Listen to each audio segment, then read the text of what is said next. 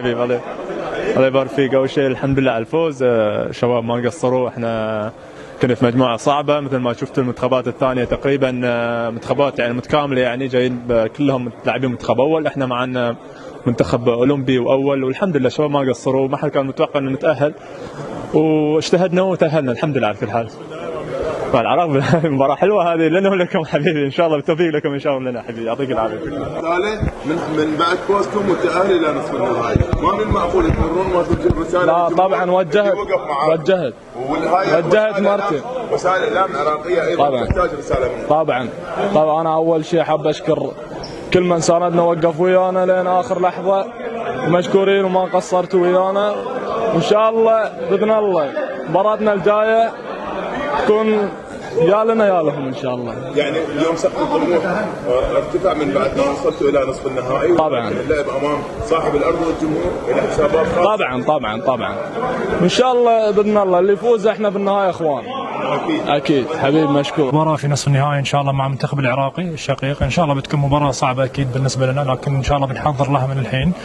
مباراة الامارات الحين صارت في الماضي، الحين الحاضر مباراتنا ان شاء الله مع المنتخب العراقي. ان شاء الله نركز، نحاول نتفادى اخطاء اللي صارت اليوم واللي صارت في مباراة البحرين، وان شاء الله احنا قدها، وباذن الله ان احنا نقدر نفوز ونقدر نوصل للنهائي. الله يعطيهم العافية صراحة، جمهور يفرح وجمهور يحفز، ووجودهم في مبارياتنا دائما يخلي للمباراة طعم حلو، ونشكرهم شكر كبير والله يعطيهم العافية.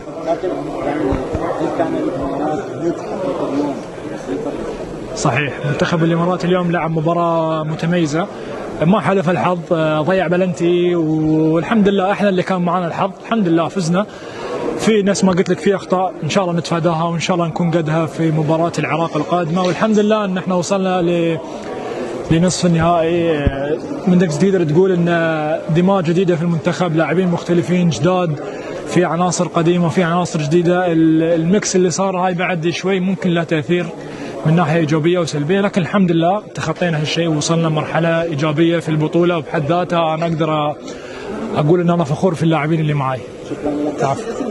المنتخب العراقي من أول مباراة في أداء تصاعدي، وهاي شيء متوقع. البطولة صعبة، البطولة وايد صعبة يعني، وهم مجموعتهم ما كانت سهلة. أعتقد أن المباراة راح تكون صعبة على الطرفين.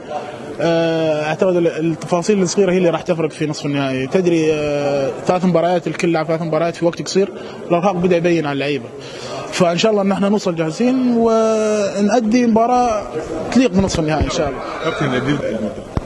والله مجموعه معقده، شفت لاخر دقائق يعني، والمنتخب الاماراتي متقدم 1-0 ما تعرف من متأهل يعني. حسابات صعبه. احنا هدفنا كان ان احنا نفوز. صحيح كان في نوع من التراخي خلني اقول لك، وبعدين في لعيبه صغار يعني يمكن شوي كانت تنقصهم الخبره، ورغم ذلك كانوا مادين صراحه. انا ما الومهم على شيء. المنتخب الاماراتي كان ضاغط. الحمد لله ان احنا قدرنا ندرك التعادل يعني. نعرف ان المجموعه صعبه، واحنا قلت لك الهدف الاول والاساسي كان ان احنا نتاهل كمتصدر.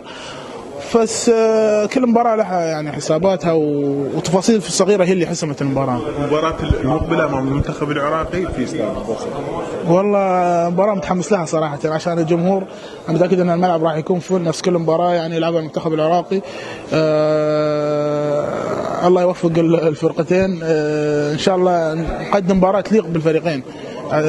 منتخب العراق منتخب صعب، بس إن شاء الله نحن نوصل جاهزين. شكرا. الله يبارك. لكن شفنا المنتخب القطري رغم انه دماء جديده مستوى متذبذب في دوري. لا للامانه يمكن انت تشوف مستوى متذبذب، لكن احنا لعيبه بالعكس يعني. قاعد نشوف انه في تطور من فتره لفتره، نفهم بعض من فتره لفتره. 3 مباريات مجموعه اول مره تلعب 3 مباريات رسميه مع بعض وتقدم هذا الاداء وتتاهل. اعتقد ان هذا شيء يعني جيد بالنسبه لنا. الشباب فيهم الخير والبركه، اعتقد انهم قاعد يظهرون من مباراه لمباراه، وان شاء الله يقدمون الافضل في القادم باذن الله. جمهور العراق اعطاك محافز في كل مباراه. من هذا يعني احب اشكرهم للامانه، هذه يمكن ثانيه وثالث مره اشكر الجمهور. اليوم ملعب فل، اجواء بارده، مباراه بين المنتخب القطري والاماراتي وملعب فل، ما اقول الا الله يعطيهم العافيه، شكرا لهم صراحه الامانه، بيضت الوجه على راسي والبطوله خلاص نجحت. ان شاء الله اللي يستاهل الفوز نقول له مبروك، واللي خسر هارد لك، كلنا اخوان واشقاء، ان شاء الله بين الكره تجمعنا داعي حبيبي. اول شيء بسم الله الرحمن الرحيم، قدر الله وما شاء فعل. نفس ما قلت يعني انت كل حد كان متوقع ان المنتخب الاماراتي يوصل حتى للمباراه النهائيه، بس ظروف المباريات الاولى اثرت علينا شوي. اليوم كان في اداء طبعا مو بالنتيجه اللي بغيناها، بس صعبنا المهمه على اعمارنا. بس نفس ما قلنا ما بننزل راسنا، احنا عيال زايد ان شاء الله بنرد فوق في النسخه الجايه ان شاء الله وبنحققها ان شاء الله باذن الله ان شاء الله. المنتخب الاماراتي كان جيد، لكن هل ضاعت ركله الجزاء هي اللي اثرت على لا بالعكس، هاي مجريات المباراه تحصل مرات يعني، ومو مكتوب لنا ان نفوز. وحاولنا صراحه اليوم يعني حاولنا، بس بعد يعني لازم ناخذ هاي المباراه وهاي البطوله بالاخص يعني كاعتبار وكدرس لنا عشان النسخه الجايه ان شاء الله ونحققها. سلطان ما بين الطموح، المنتخب الاماراتي جاء للبطوله للتتويج باللقب ولكن الخروج من الدور الاول. ايش راح تقولون للجمهور الاماراتي بهذا الخصوص؟ طبعا كان في طموح جدا عالي، كل حد يطمح ان يحقق هاي البطوله. نفس ما شفت يعني انت تلعب في ارضك في العراق، وما شاء الله يعني فريق العراق يعني ساعد جمهوره، نحن نبغى نسوي نفس الشيء، وان شاء الله بيكون ردة فعل جدا قويه. لازم نحن نتعلم، اهم شيء نحن نتعلم من هذا الدرس، ولازم نساعد جماهيرنا ومواطنينا ونعتذر لهم يعني.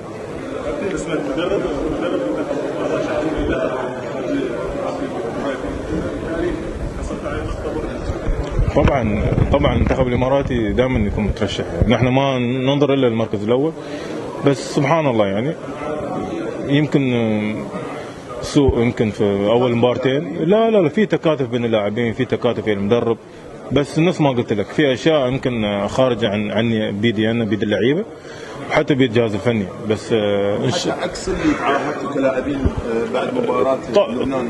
طبعا عكس اللي تعاهدنا، نحن كنا جايين نحقق البطوله، بس نفس ما شفت يعني البدايه اهم شيء في هاي البطوله ان تكون بدايه زينه، وما بدينا بدايه زينه.